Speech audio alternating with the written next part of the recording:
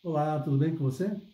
Bem-vindo ao 23º programa Conversando sobre Dependências. O programa de hoje será utilizado para responder perguntas enviadas por nossa audiência. Espero que você goste. Você sabia que cada vez mais cedo os jovens estão fazendo experimentação de substâncias e que eles não sabem da real potencialidade que essas substâncias têm de causar uma dependência química, de instalar uma doença crônica?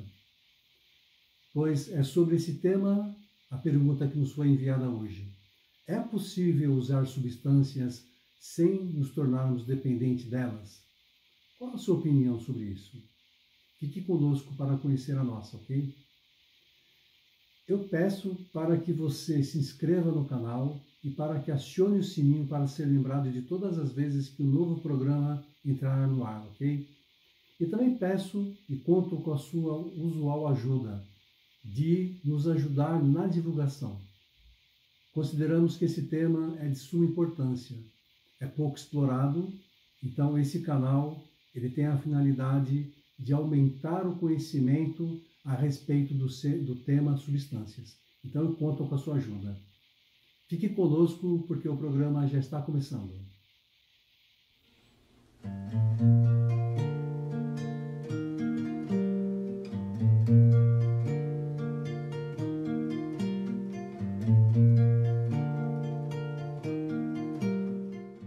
Oi, Neide, tudo bem com você? Oi, Paulo, tudo bem? E você? Como é que vai? Bem, tudo tranquilo, graças a Deus. A semana foi tranquila também? Também, com trabalho, mais uma semana tranquila. Então tá bom. Neide, eu fiz a abertura do programa fazendo o seguinte comentário, né, que tem muitos jovens que iniciam o uso de substância, eles não têm noção de quais seriam as consequências do uso. Por exemplo, eu me tornaria dependente se eu experimentasse uma substância. Então, o jovem, ele entra, ele experiencia a substância, mas ele não sabe quais são as consequências, né? Se vai ou não criar uma dependência. E essa é a questão de hoje, né? A dúvida que nos enviaram relativo a isso também. Então, assim, é possível usar substâncias sem se tornar dependente delas? Né? É claro que sim, né? Tem vários fatores que determinam se uma pessoa vai criar dependência do tempo que ela usa, né? Se uma substância por um longo, quanto maior o tempo de uso, maior a probabilidade da pessoa ser dependente. Existe também uma propensão interna, porque, por exemplo, tem gente que fuma tabaco, um cigarro por semana, né? Existe uma dependência ali, mas a pessoa consegue ter um de forma que não vire um uso compulsivo, né? Enfim, tem vários detalhes que vão determinar se a pessoa vai ou não se tornar dependente, né? Se você quiser complementar, eu sei que você tem bastante. Então, Paulo, eu acho essa pergunta uma pergunta interessante, porque, na verdade, assim, você falou de alguns fatores que podem levar à dependência, e existe um fator que eu acho importante a gente não deixar passar aqui no nosso programa, que é o fator idade.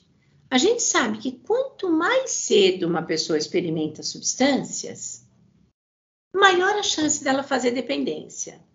E eu diria que basicamente por dois grandes motivos. Um deles é o processo neurobiológico mesmo.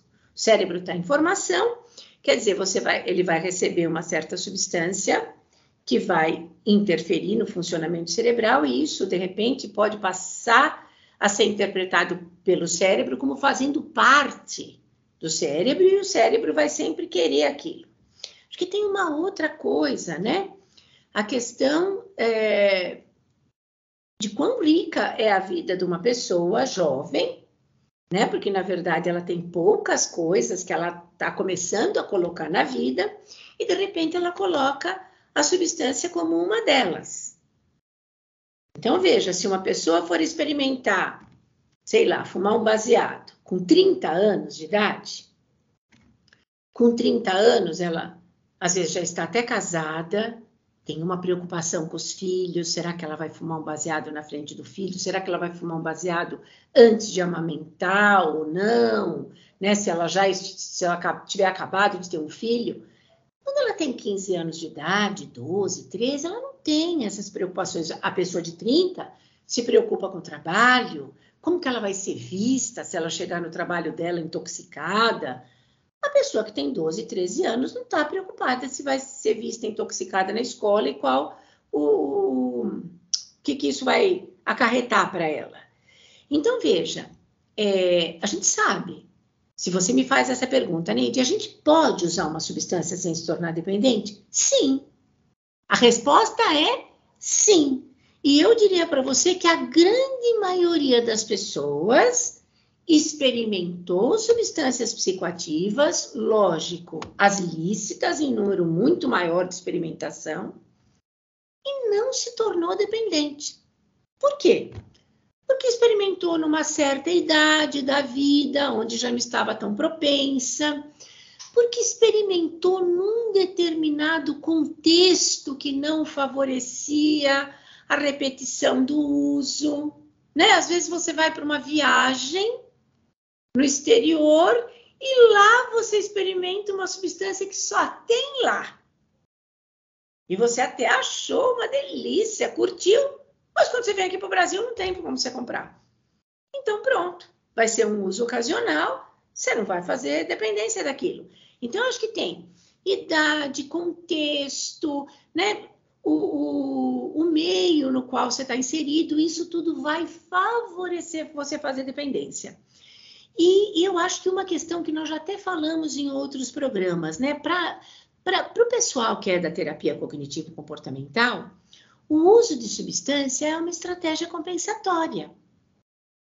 Então, assim, se eu começar a ter uma relação complicada com a substância, eu fizer um uso instrumental, por exemplo, eu uso para me aliviar, eu uso para me soltar, eu uso para me sentir mais autoeficaz, mais forte.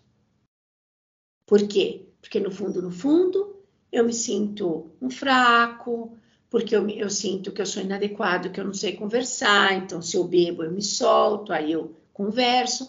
Então veja, se essas situações estiverem presentes, isto vai aumentando a chance de eu fazer dependência, né? Mas assim, a gente sabe que nem todo mundo, e volto a afirmar, a maioria das pessoas que experimentam substância não ficam dependentes dela, né? Agora, se você experimentar a substância e tiver uma série de fatores de risco que te levam a fazer dependência, você vai ser, então, uma daquelas pessoas que, experimentando, a substância vai ter mais chance de se tornar um usuário, como a gente dizia antigamente, um usuário abusivo, nocivo, e daí, então, uma pessoa com transtorno por uso de substância, que é a atual nomenclatura que se usa hoje.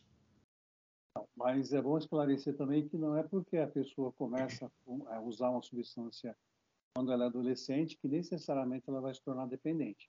Por exemplo, a gente sabe que tem adolescentes que experimentam a maconha e se apaixonam pela maconha e a partir dali criam uma dependência, né? Usa mais um tempo e se tornam dependente. E sabemos também que existem adultos que começam a fazer uso e também instala dependência na pessoa. Então, assim, não necessariamente quem é mais velho pode fazer uso tranquilo porque não vai instalar dependência. Nem corre risco de instalar dependência, dependendo de várias características da pessoa, uso também. Só para resumir, Paulo, eu diria que sempre vai depender do significado que eu vou dar para a substância. Se a substância, como eu costumo explicar para os meus pacientes, ela se mantiver longe de mim, ela não encostar em mim, eu me separo dela o dia que eu quiser. Ou seja, eu não sou dependente dela.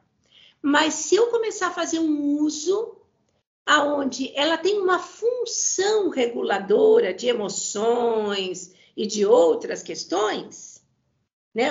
Ou de controle de dor, ou de controle de sono. Quer dizer, ela encostou em mim, ela já está misturada comigo. Se eu quiser me separar dela, vai ser mais difícil. Perfeito. É isso. Okay? Eu espero que a nossa audiência tenha gostado do programa, que eles tenham compreendido o funcionamento, né? E estamos aqui disponíveis para responder perguntas, para estar respondendo perguntas de vocês. Obrigado para todos. Obrigado, Neide. Obrigado mais uma vez. Aliás, está fazendo parte desse projeto. Muito obrigado mesmo. Nos vemos na próxima semana. Tá bom, Paulo. Um abraço. Abraço a todos.